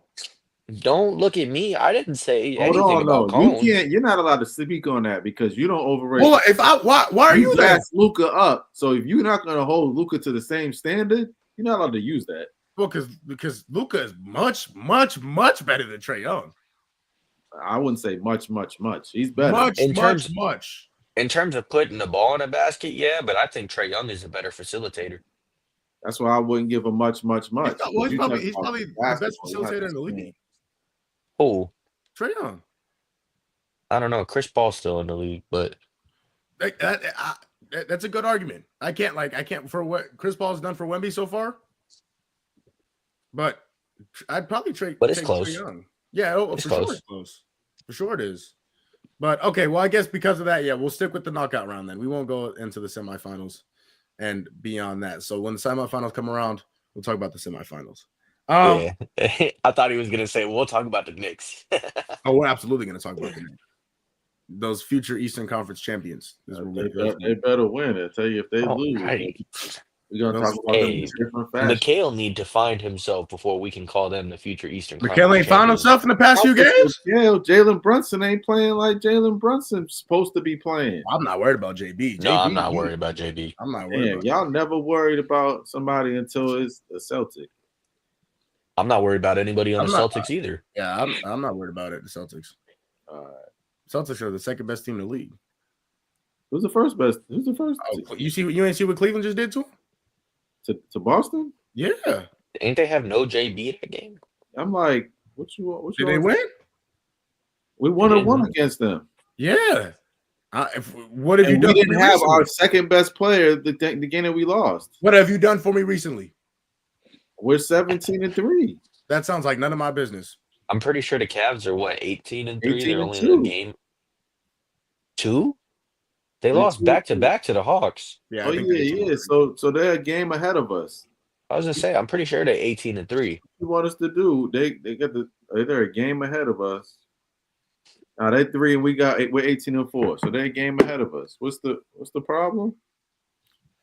Cleveland is better. Are they though?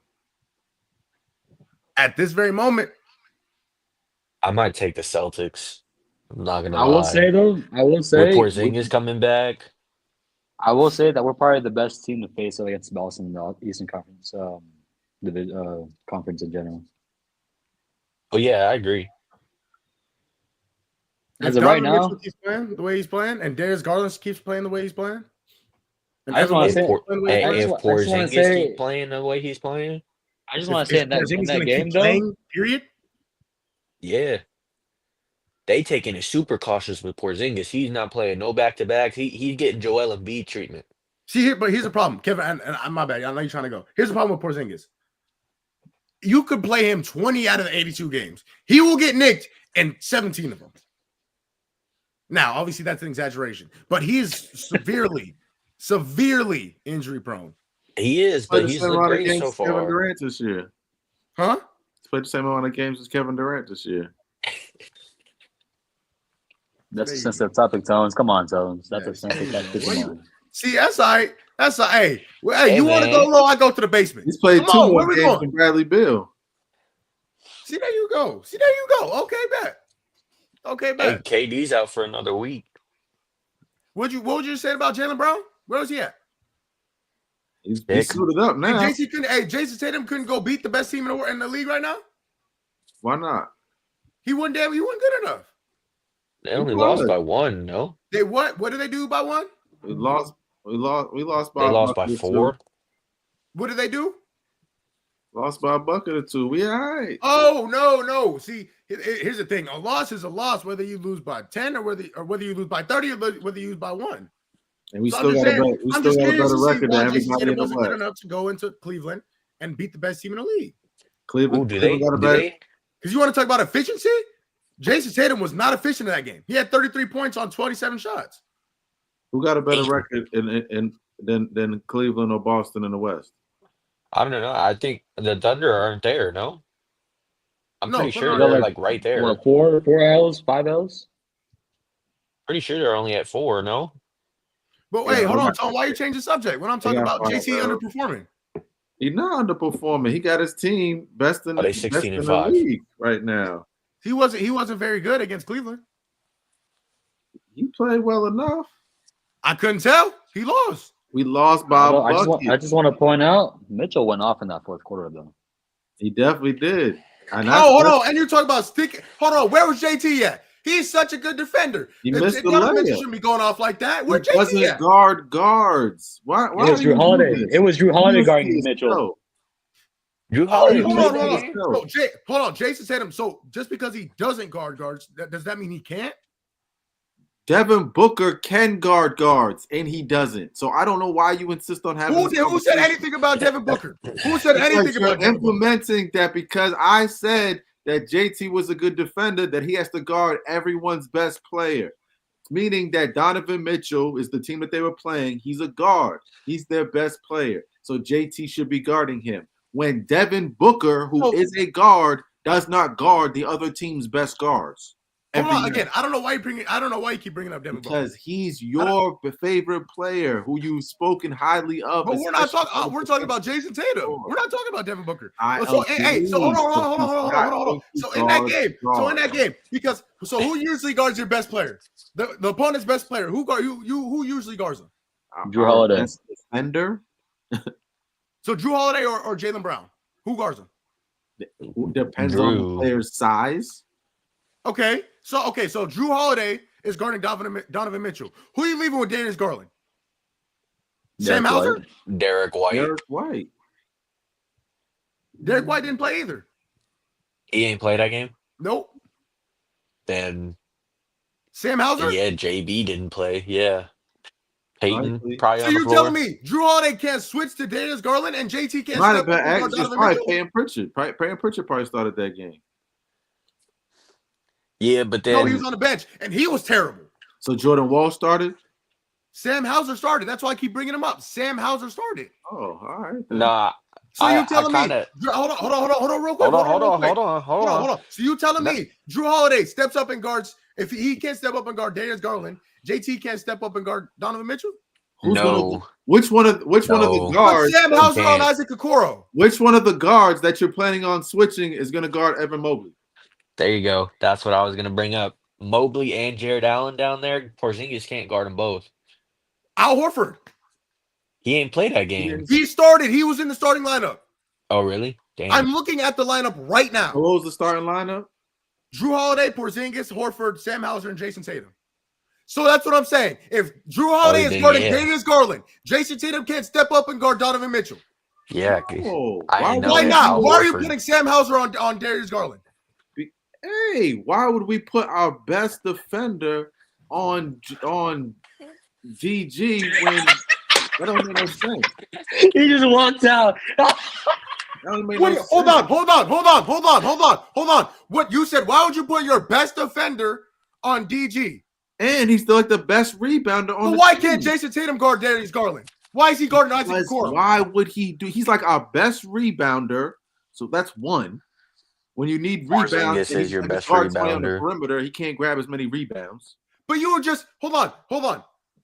And I'm not comparing the two defensively, but you were just getting on Luka about not stepping up and taking the challenge as a leader. and No guarding- playing defense at all. So That's why is really Jason two Tatum not different stepping up and categories. guarding the best player, What? especially when your best defender is out?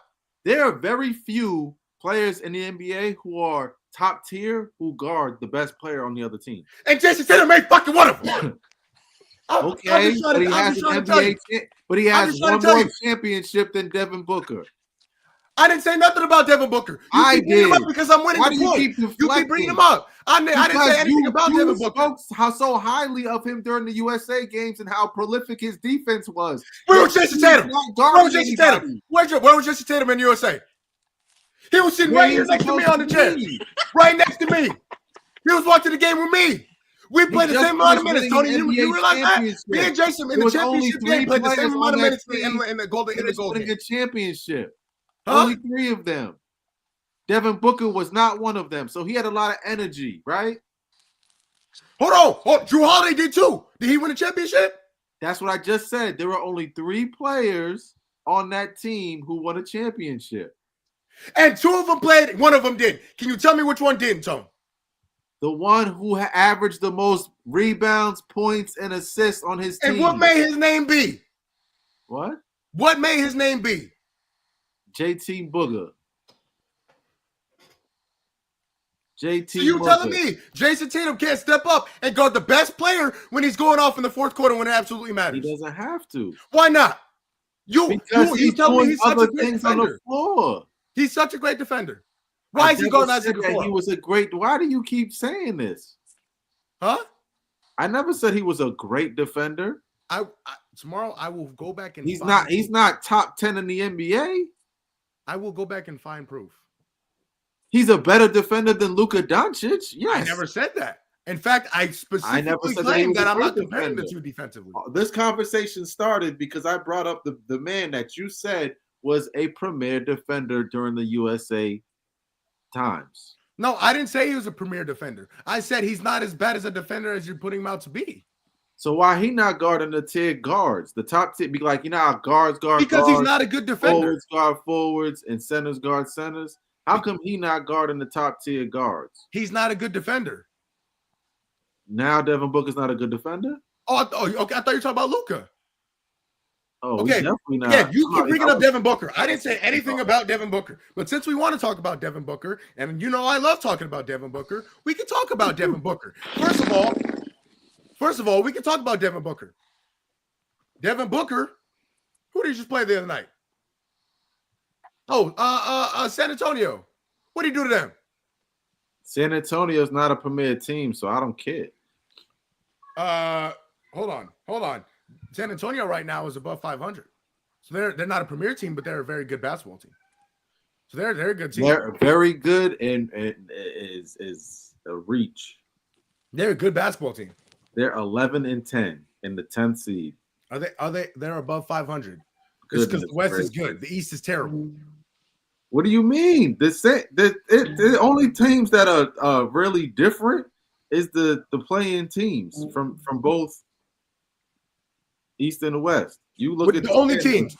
What the San Antonio is 11-10. What is the and where are they at?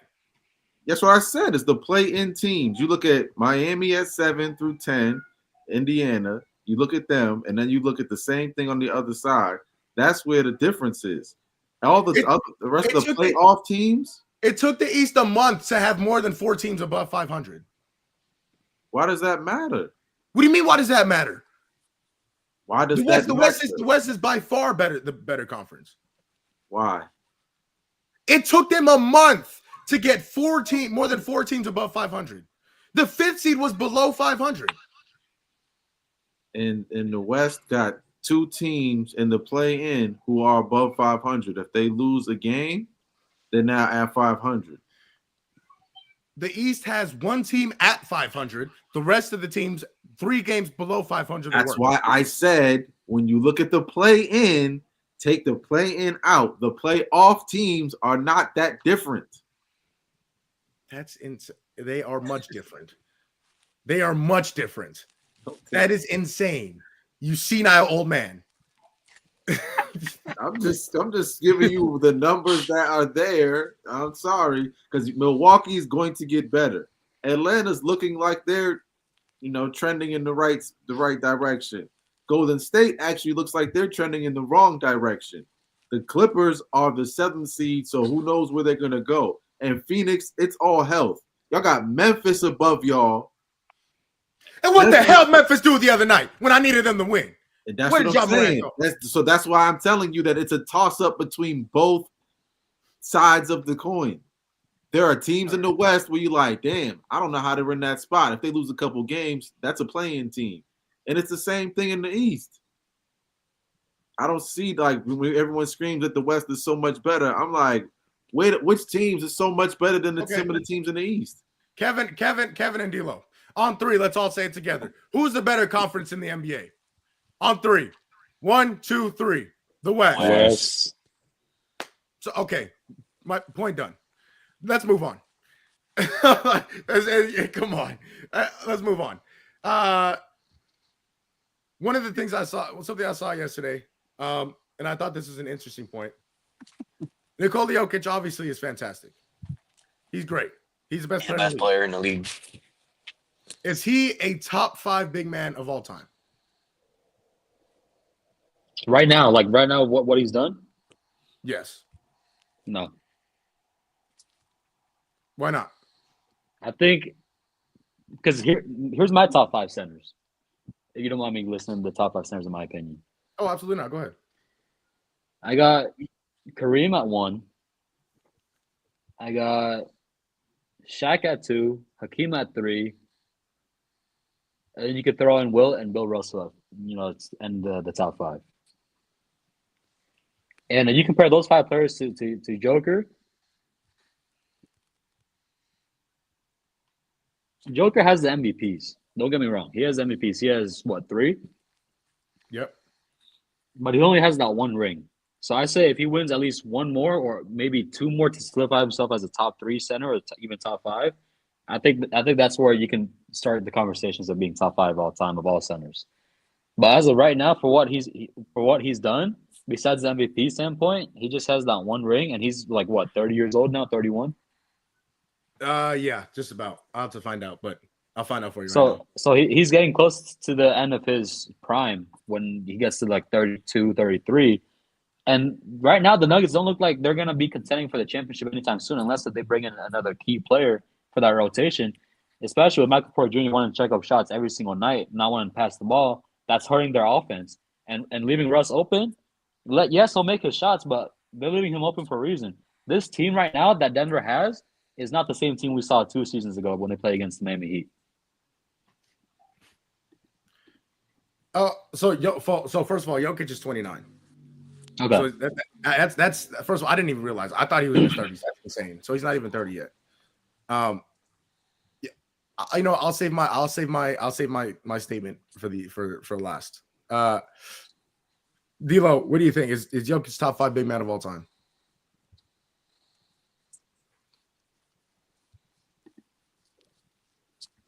Why?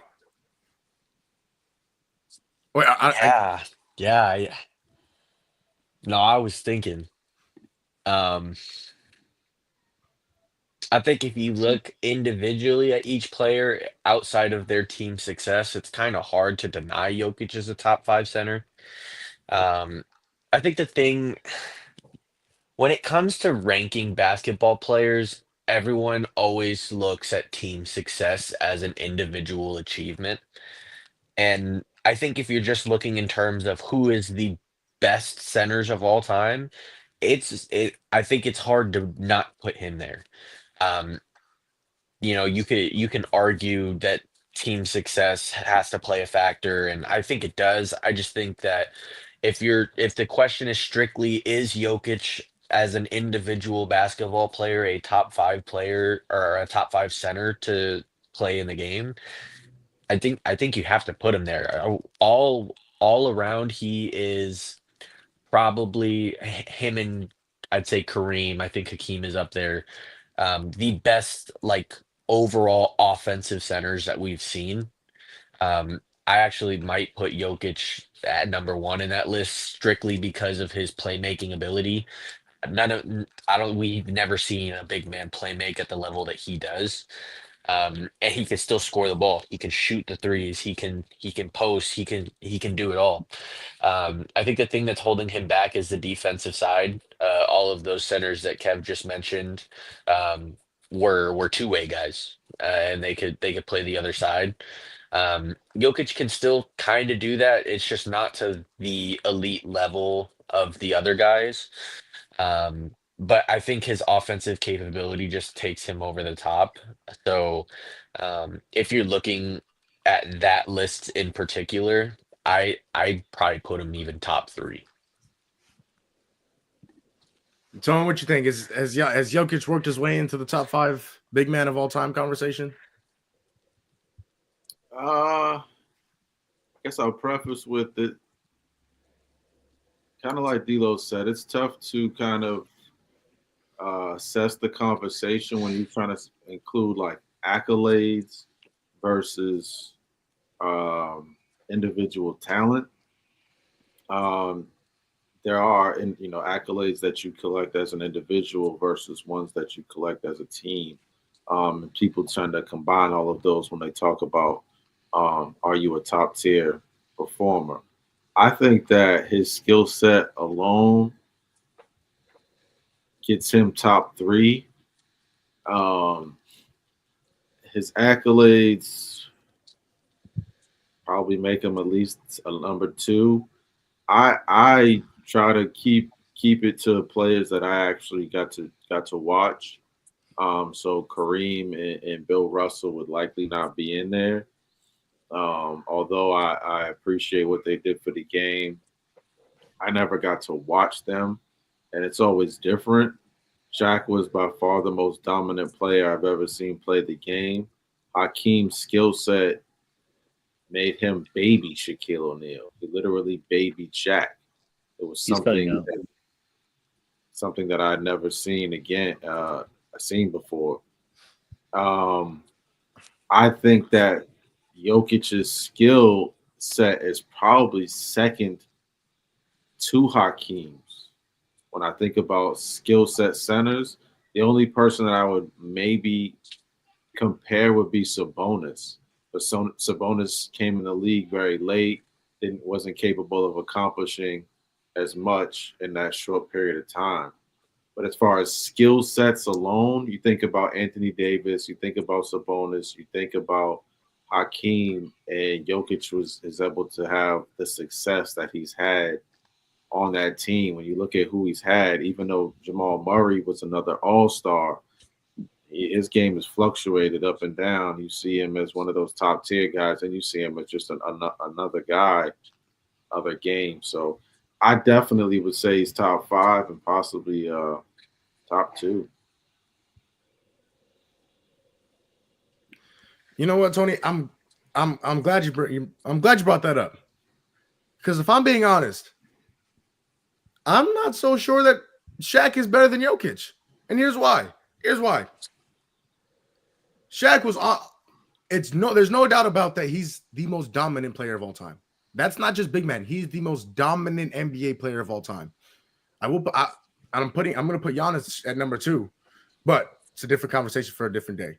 But Shaq is the most dominant basketball player of all time. Jokic can do it all. He can shoot the ball. He is one of the best passers I've ever seen play the game. Now, again, I'm going, like Tone said, going off people I've watched. In terms of passers, there's LeBron, Chris Paul, Steve Nash, Rondo, and Jokic. I can't think of too many people that have passed the ball better than Jokic. And at 7-1 at that. And he's a 3-time MVP. He's been the best player in the world for God knows how long. 4 years? 5 years? He's been fantastic. He's an NBA champion. He's an NBA Finals MVP. Yes, he only has one. I understand that. He's also never played with another Hall of Famer, at least in their prime. That team that he took to the finals in 2023, yeah, Jamal Murray was good. Michael Porter Jr. hit some shots, but none of those teams you think of as superstar NBA players. Jokic put that team on his back and took them to the championship. I can't say the same for Shaq. Shaq has never done that. Yes, was he the best player on his team with the Lakers? He absolutely was. But is Kobe not one of the top 15 greatest players to ever play this game? Yes, he absolutely is. Jokic has never done that. He's never played with somebody like that. And Jokic has done it at a high level for so long. Shaq's prime was from, and Tone, okay, obviously I make jokes, but Tone, correct me if I'm wrong, 98 to 03, 04? That's about right. I don't know. Shaq came in the league tearing stuff up, so. Yeah, I was gonna say, even I think as early as like 96 when he 96. was still with the Magic. Yeah. It wasn't exactly just when he got with the Lakers, he decided to just turn up, But I'm talking about the peak years of his career, like the absolute peak in which he was the greatest. Yeah, it's got to be that three-peat run. I mean, when Orlando, they went to the Eastern Conference Finals, they just Ran into the Bulls. The face Jordan. Yeah. So it's crazy. It's like, again, it might sound crazy, but at this very moment, I think I might have Jokic over Shaq all time. I do think it's like you have to kind of preface the question with where and how you're categorizing, because are you going off of all of these players' accolades or just their individual skill set? It's like having that conversation about LeBron and Kevin Durant. Like, I think we all know who the better player is for a team, but if you're rolling a basketball, like if you're picking for a big three sense, which player are you going to draft first? And I think that 7 out of 10 people, including Hoopers, would pick Kevin Durant. Even if your favorite player is LeBron James, you're rolling a basketball out and there's only three players guarding and scoring. Kevin Durant is probably going to be the best scorer that you're going to find. So why would you choose LeBron over Kevin Durant? And that's not a slight to LeBron. He's probably still going to be the greatest all-around player on the floor. It's just Kevin Durant is the best scorer, and they only need 60 points. No, that's a great point, because honestly, take the names off the back of the jerseys. Put Smith and Jones on those two jerseys. As a basketball player, you may look at Kevin Durant and say that is the better basketball player. I might not I don't think so. In terms of skill, I will always say first of all, the most skilled NBA player that's ever touched the basketball is Kevin Durant, and number 2 is Kyrie Irving. I also think that it depends on what you're surrounding the players with. Like, when Jokic had that success, we were watching him be surrounded by great pieces. And the fact that he's been able to sustain that, and when you're looking at the team and you're like, well, he doesn't have this. He doesn't have this, what he used to have. but he's still capable of averaging 10 plus assists, 12 rebounds. You're like, oh, this dude's a problem. When you look at, certain teams that LeBron has been around, they had to put certain pieces in certain places for him to have certain levels of success. So that's why I said preface the question with like how you're equating. But so in terms of like when you put it all together, the accolades, the skill, when you put it all together, like when we talk about the GOAT conversation, we put it all together. We put the rings together. We put the MVPs. We put all these stats. We put all of them together. When you put all of them together, and I think now Shaq he has a bunch of accolades. He has done a lot in his career, but I think the skill level, along with Jokic, does have a ring, and he does have a Finals MVP. But when you put all of that together, I will take again. Even roll the ball out, take the names off of the back of the jerseys, and put Smith and Jones on those jerseys. If you watch those two play basketball, I would take Jokic. I'd say this. Yeah. Jokic didn't have to play against Alonzo Mournings, the Kembe Mutombos. You know what I'm saying? Like some of these top tier defensive centers where Shaq was dominating these strong ass centers. Right. Where Jokic don't got to play. He's playing against, like you said, Clint Capella. Like he's playing against these string bean centers to where it's kind of easy. Hold on now. Let's just take 1 second. Anthony Davis is a string bean center? In comparison to Alonzo Mourning? Yes. Anthony Davis is not a fantastic defender. In comparison to Alonzo Mourning, yes, he is a string bean defender. That is Ben Wallace. To say. Yeah, Ben Wallace. Like you're talking about Ben Wallace. Yeah, Ben Wallace. Dudes who like they didn't even want the basketball because their job was to make you feel pain on your way. Jokic has gone against some very good defenders. Bam Adebayo is another one. You can't compare the difference in physicality. I'm not saying these dudes aren't good, but the difference in physicality where they were allowed to lean on you and foul you damn near every time you went to the basket is uncomparable. That's it is, yes. And that's why it's hard comparing players across eras because it's a different game. Mm-hmm. Yeah, the space is different. You can't sit here. What they're getting right now. Because the defenders of that era were great, and the defenders for this era are great for their era. I'm telling you right now, if you drop Alonzo Mourning in this era, he is not as great of a defensive player. If you drop Bam in that era, he would not be the defensive player that he is. No. It's just how the game works.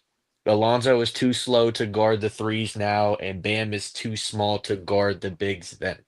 Well, I think it's actually a reverse of what you're saying. I think that the caliber players that we're speaking of would challenge themselves to be better at whatever skill set they need to fit those time periods. Like those specific individuals were solely focused on being premier defenders that they would do whatever it was. Like Bam, I think would have gotten stronger. Earlier in the league. I think it's special what we're seeing with players like Wemby and stuff like that. But again, like Jokic would have had to be stronger in some way, shape, or form in order to guard those type of centers in the league. And like he doesn't have to. He gets to focus primarily on his offensive skill set because he doesn't have to guard a Shaq and stuff like that, a couple of times a year. But I still think that he's skill set alone, he's top 5. I agree. I again, right now at this point in time, I think skill set has a lot to do. Like you mentioned, Tom, skill set has a lot to do with it, at least for me, and it sounds like for you too. I think the skill set that Jokic has and he carries within his basketball game is just unmatched. At 7'1", his ability to pass the ball his ability to finish at the rim with the touch that he finishes with, his ability to shoot the three. I mean, this year, I don't think we realize this year he's averaging 30, 13, and 10 on 56% field goal percentage and 52% from the three. He's been unreal. When you look at Sabonis and Hakeem, those are the only guys that I could really compare skill set wise from that previous generation, and they had success. Everyone says that there were very many players in the league who said Sabonis was the best player in the NBA. He just was old. And you're talking about somebody who was 36 years old when he, was 35 when he came into the NBA or something like that. And you said they were saying he's the best. Could you imagine if he came in the league when he was 26? Man, I think that's what we're actually previewing is Jokic. Jokic is that. He's a young, a little bit more energy, but he can pass. He can shoot at a high clip. Problem. Absolute problem. Man. If he could play defense, we might as well cancel the NBA. He played a little bit. He don't. He plays. He definitely plays defense. I'm talking about if he was like a Giannis level defender, a Hakeem level defender. Oh my goodness. Cancel Christmas. Yeah. Ridiculous. But what a show, gentlemen. What a show. That was fun. That was fun. I'm gonna go take like 18 aspirins now. But who knows? We might be back here tomorrow talking about how Jahmyr Gibbs outperformed Josh Jacobs tonight. I can't wait. Oh, I can't wait till Josh Jacobs run. Oh, I can't wait till we talk about Josh Jacobs outplaying him. You want to do a score prediction and who wins the Saints game, Jamal? You know what? Yeah, that's a great idea. So, that'll close off the show for us. Who wins? Who wins and what's the score? I'll start with you, Lions fan. Yeah, I'm a Niner fan. Come on. I couldn't tell. But I got the Lions, 30-24. Wow, that's close to what I was gonna say. Okay. I think it's within a one-score game. It's not like the last time they played where Love was injured and he turned the ball over. He's playing good football right now. I think it's going to be a lot closer than that game was. I think it stays within a score. I think it's gonna be I think it might be a very high scoring game. Not like to the point where it's like a shootout. I say it's gonna be a one possession game, like D'Lo said. I think it all comes down to which team has the ball last to end the game off is gonna be the one that's winning it. Or it could be the other way around, where they got defensive stop. But I got Detroit winning 31-24. Okay. Okay. I think this is gonna be a battle. I think it's gonna come down to who is more physical at the point of attack. Who is more physical at the line of scrimmage? And as much as I want to say Green Bay, because I love Jordan Love. I'm going to say 23-21 Detroit. I think they went on a last second field goal. Yeah, from the kicker who hasn't missed a field goal. Jake Bates. 100%. What'd you think it's on? I will say that I'm not confident on the score, but I do have Detroit winning. I'll throw the score like 27-23. Okay. Hey, you heard it here. Those are our predictions we all for got Thursday Detroit night. Winning. You know what? You guys mentioned tomorrow. Are we all back tomorrow, gentlemen? I'm gonna try to be. I guess we could do the same time. We could probably do the same time, something like that. Kev? Yeah. I don't work tomorrow, so I gotta find me some cool ass glasses. I know that. Huh? I gotta find me some cool ass glasses. Hold on. Hold on. Don't even Matter of fact, hold on. Y'all copying my flow. Copying my whole flow. Shout out to Maul, man. Hey, see they yep. Hey, go ahead then, Tone. Rock him. Go ahead, rock him, boy. Yep. I'm not about to. Go ahead, rock him, boy. Okay, we're gonna end the show. Love you guys. Man, stop playing. I'm looking like I'm from Detroit right now. Hey, Meech. What's the word, Meech? What up, though? Y'all What up, probably yo? pile on me over there, man. Y'all probably pile on me over there, folks. I'm not about to sit here and be outdone either. Ooh, okay. All right, go ahead then. Go ahead then. See, Everybody's stunning. Shout out to Kev on Setting Trends, man. Looking okay. like a new age Matrix on me.